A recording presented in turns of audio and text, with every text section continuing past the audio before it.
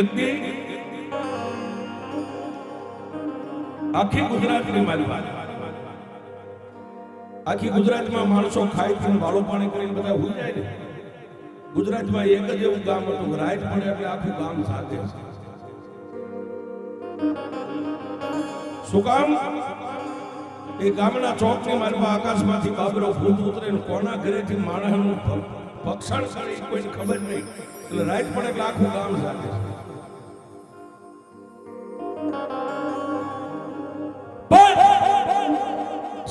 સમય બળવાન નહીં, પુરુષ બળવાન.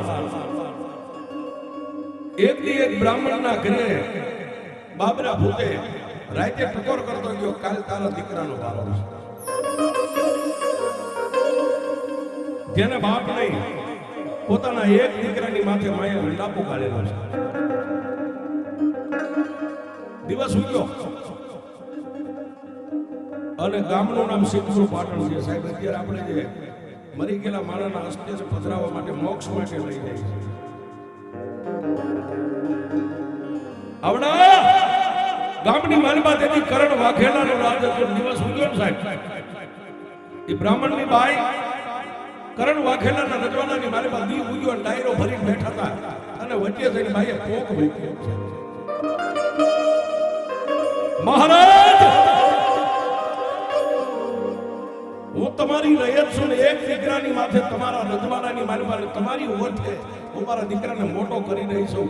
મારા દીકરાનું આજે મૃત્યુ થવાનું છે. કરણ વાઘેલા ડાયરો ભરીને બેઠા ગાદીની માથે ઉભા થઈ ગયા. બેન થોડી નજીક લઈ આવી. કેમ રોવે? મહારાજ, તમારા ભૂદેવ આલોક છોડીને પરલોકમાં વી ગયા ને તો વર્ષો વીતી ગયા. આ રજવાડાની માલમાં કોઈના ઘરના મેં વાસણ વાગ્યા, કોઈના ઘરના હંજવારી પોતા કરી અને મારા દીકરાને અત્યાર સુધી મેં મોટો કર્યો છે ને. ગઈ રાતે બાબરો ભૂત મને ટકોર કરતો ગયો છે, કાલ તારા દીકરાનો વારો છે. ઓહો, બાજુમાં હરપાલ દે ભગવાના બેઠેલા છે. કરણ વાઘેલા અને હરપાલ દે બે માસિયા ભાઈ થાય. કરણ વાઘેલો બોલી ભૂદેવની બાઈ વાત કરે એટલે હરપાલ દે મકવાણા ધ્યાન દઈને સાંભળે. પણ બાઈ જ્યારે હૈયા ફાટ રુદન કરવા માંડી ને, સંસ્કાર છે ને રાજુભાઈ, માના ધાવણમાં બાપના લોહીમાંથી મળે. બજારે બેસાતા સંસ્કાર નથી. કાં તો એની માનું ધાવણ એવું હોય, કાં તો એના બાપનું લોહી હોય.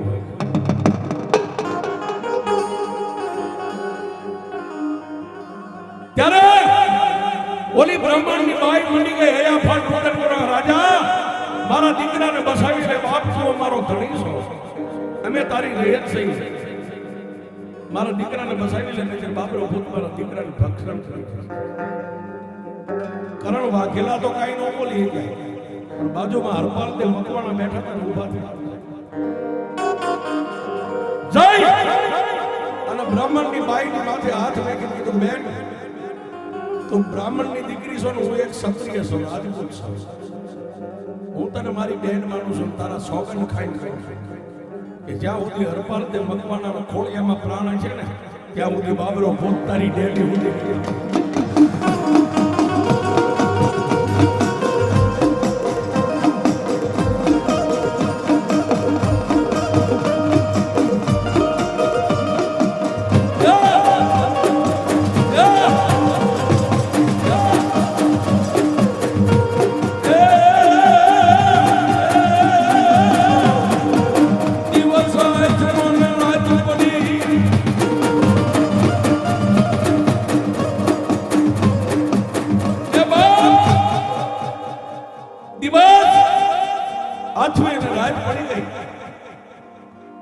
માળાની ડેલીએ માણસો લાગે છે.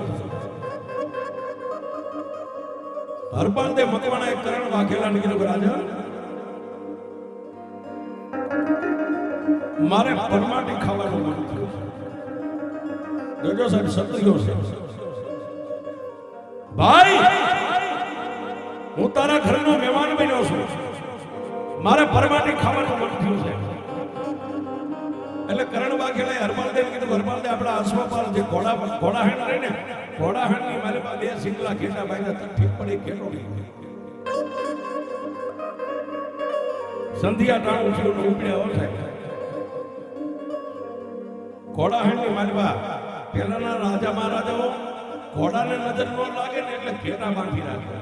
ઘેટા એવા રૂપાળા માળા ઘોડાની માથે નજર કરે, છેલ્લે ઘેટા ઉપર નજર થાય ને કે મારા ઓલા ઘોડાને ભૂલી જય ઘોડાહાટની માલમાંથી એક ઘેટાને બગલમાં નાખી અને હડરાત સિદ્ધપુર પાટણના શમશાનની માલિકા લીધી.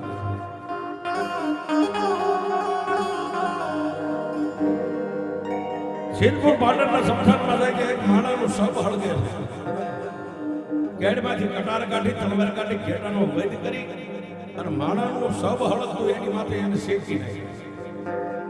શેકીને પછી ચારે દિશાએ એક એક ટુકડો ઉડાડ્યો. શું કામ? આ સિદ્ધપુર પાટણનું શમશાન છે. એ આ શમશાનમાં તો કેટલા ભૂખી દુખી આત્મા ભટકતા હોય, જે ભૂખ્યા હોય ખાઈ નહીં. આમ કરીને હાથમાંથી ચારે દિશાએ ટુકડા ઉડાડ્યા ને, આકાશમાંથી હાથ આવ્યો, ખાલી હાથ. હરપાલ તું એમ કહેશ ને કોઈ ભૂખ્યા આત્મા હોય તો જમી લેજો, લાય મને ભૂખ લાગી. એ ખાલી હાથ નહીં, મસ્તક શરીર કઈ ખાલી હાથ. જેટલું વધ્યું તું એ માવું શેકેલો હાથમાં નીકળ્યું, એ હાથ લઈને જમીલો હાથ.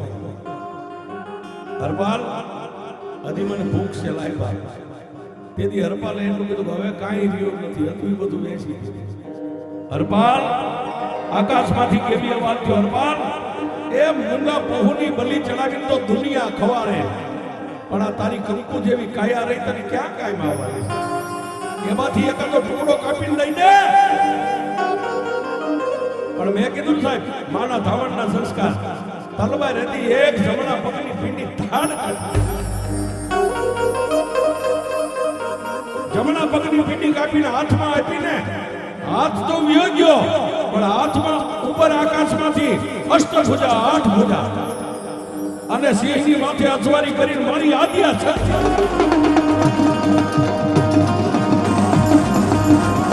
જય સકા, જય સકા.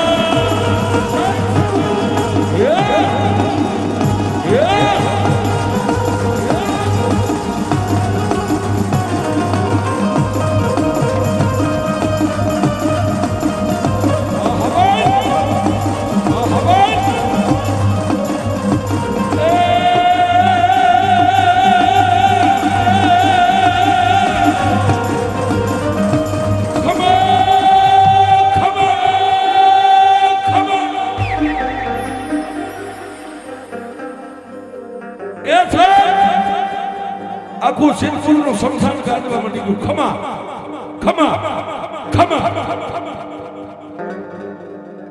પગની માલીમાંથી રુધિર વહેતું છે, એક પીંડી કપાઈ ગઈ છે. એક પગે ઉભા રહી અને હરપાલદેવ નજર કરી પણ આંખો અંધાઈ જાય. કોણ છો હરપાલ? તારા બાપ કેહરદેવ ભગવાનના નિકુળ દેવી હું આદ્યા સાચી માગી લે. આજ તો માગી નો કરી દઉં તો દુનિયાની માલિકા મને આદ્યા શક્તિને મને ઝાલાવાડની દેવીને કોઈ ઓળખે. તલવાર હેઠે લેકીને માના ચરણ પકડીને કીધું કે માં તારી પાસે માગવાનું કહેતું હોય તો તારી પાસે કઈ હીરા જવેરાત રાજમહેલ ધન દોલત નથી માંગુ તો મારી જેને મેં આજ માથે હાથ મૂકીને બેન માની છે ને એના દીકરાનો ભોગ લેવા બાબરો ભૂત આવવાનો છે ને, બસ મારી બાબરાને એક બંધન કરી લે ને, આટલું મને કે મારે તારી પાસે કાંઈ નથી. મારી આદ્યા શક્તિએ પોતાના હાથમાં જે અષ્ટભુજામાં તલવાર હતી, તલવાર બે હાથે હરપાલદેવ ભગવાનના રાખે. એટલે હરપાલ આ તલવાર લઈને રાતનો 1 વાગે બાબરો ભૂતા શમશાનમાં ઉતરે ને, બાબરા ભૂતને પડકાર કરજે, અવાજ આપજે. બાબરા જ્યાં સુધી હરપાલદેવ મકવાણાના ખોળિયામાં પ્રાણ છે ને ત્યાં સુધી હવે આ ગામની માલિકાથી તારે ભોગ લેવો હોય તો વિચાર કર. એ આટલું બોલી એટલે બાબરો ભૂત તારી સામે ગણગણની દોટ મેક છે, એની સામે તું બથે વળગી જાજે. પણ હરપાલદેવ મકવાણા કીધું મારી તો ભૂત અવની છે, એની તાકાત ને મારી તાકાત એ તારે જોવાનું નથી. થોડીક વાર ધરતી ઉપર તું પડી જાય, થોડીક વાર બાબરો ભૂત પડી જાય, પણ આકાશમાંથી જ્યારે હું કેવી અવાજ કરું કે હરપાલ દે હવે વાર કર, ત્યારે મારી દીધેલી તલવારને વાર કર, અને જો બાબરા ભૂતનો ચોટલો ન કાપી લઉં તો આજે આ સકરી નહીં.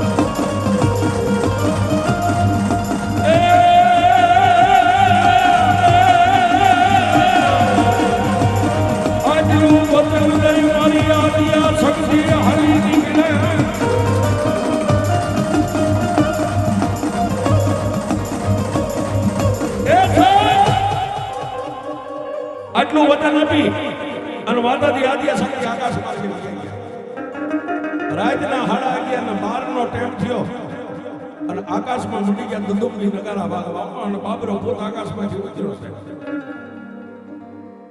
ક્યાં? સિદ્ધપુરના શમશાનથી મારી પાસે.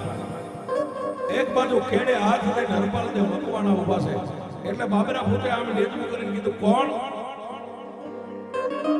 સામેથી અવાજ આવ્યો કે બાબરા, હું હરપાલદેવ મકવાણો, મારા માર્ગમાંથી ખાઈ જા, આજ બ્રાહ્મણના દીકરાનો મારે ભોગ લેવાનો.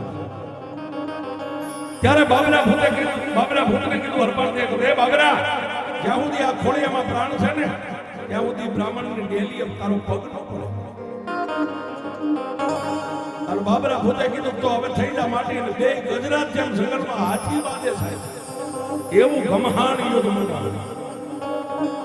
થોડીક વાર બાબરા ભૂતને પાડી દે, થોડીક વાર બાબરો ભૂત પાછો ઉભો થઈને હરપાલદેવ મકવાણાને પછાડે. રાતના 4 વાગ્યા. હરપાલદેવ મકવાણા થાકી ગયા એટલે માને યાદ કરી કે માં, એ મારી આદિયા શક્તિ આવજે બાપ. અને આકાશમાં એક તેજનો ગોળો આવ્યો છે, ખાલી ગોળો. એમાંથી અવાજ થયો હરપાલ, હરપાલ કર વાર. અને માતાજીએ જે સમસ્યા તલવાર આપી હતી ને, કેડમાંથી મિયાનમાંથી કાઢીને બાબરા ભૂતની સામે વાર કરી, એ આકાશમાંથી માતાજીએ હાથને લાંબો કર્યો, બાબરા ભૂતનો ચોટલો કપાઈ ગયો એટલે બાબરો ભૂત બળફંગ થઈ ગયો. હરપાલદેવ મકવાણાની પાસે આઝાદી ની કરે, એ ક્ષત્રિય, એ રાજપૂત, મને મારો ચોટલો આપી દે, તું કેમ કરી? પાછો માને કીધું, માં હવે એને કહી દે આજે ચોટલો દેવો તો કાંઈ લાગે. બાબરો ભૂત ગયો. દિવસ ઉગ્યો, રજવાડાની માલિકા ઊંધા પડેલા નગારા મીડા. શું કામ? ઓલી બ્રાહ્મણની બાઈ એક દીકરાની માથે નતાપો ગાળતીને એનો દીકરો બચી ગયો છે.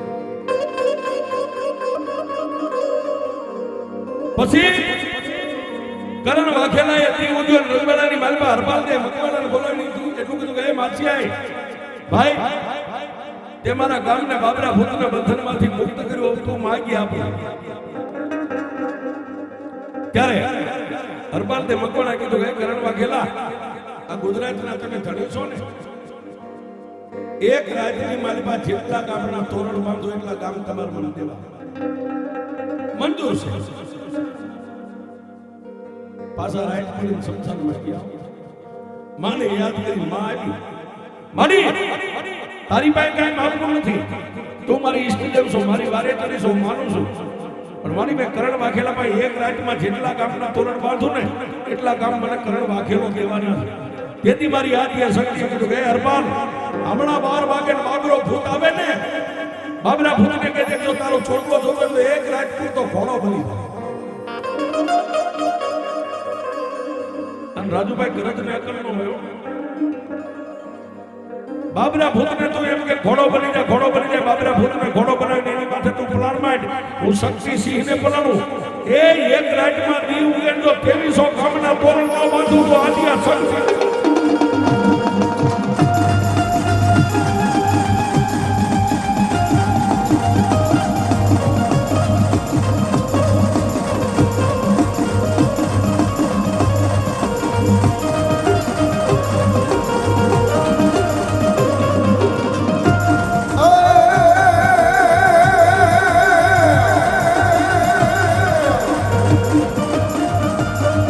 ઘડીએ જીવ ઉગાડ્યો સગતમાં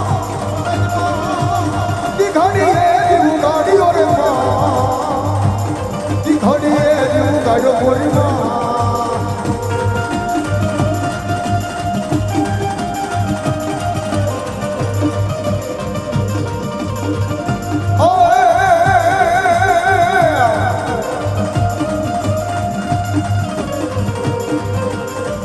માડીલાલ ધજા જય હિંગળાજ તમારે રોપડી અન હાથમાં લીધી કાચી તલવાર પણ માડી સમજ્યા પેલા હિંગળાજ તમે સાંભળા અરે તેથી ખમાયું કેવા માતાજીમાં મારી સંત મેકરણની પૂજેલી દેવી એ મારી કરાચીના કોઠાની દેવી મારી હિંગળાજ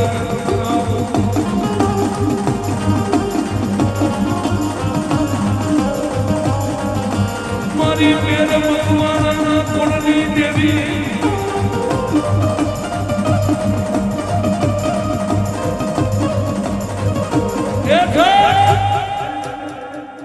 દુનિયાની માલવા જેને ચાર દ્રોહ કર્યા હોય છે દ્રોહ એટલે ગુના જેને રાજુભાઈ ચાર ગુના કર્યા ને એને બ્રહ્મા વિષ્ણુ મહેશ નો બચાવ્યા ચાર ગુના એટલે કોઈ સ્ત્રી હત્યા કોઈ પોતાની પત્નીને કમોતે મારી નાખી એક બાળ હત્યા બાળકને મારી નાખ્યું એક સંતની હત્યા અને એક ગૌ હત્યા આ ચાર હત્યા જેના હાથે થઈ જાય ને એને પછી બ્રહ્મા વિષ્ણુ મહેશભાઈ જેને તમે આરોપો ને એ તમને ન બચાવી શકે પણ જો એ ચાર ગુનામાંથી છૂટવું હોય ને તો કરાચીના કોઠે મારી ગાંડી હિંગળાજને પરસવા જવું પડે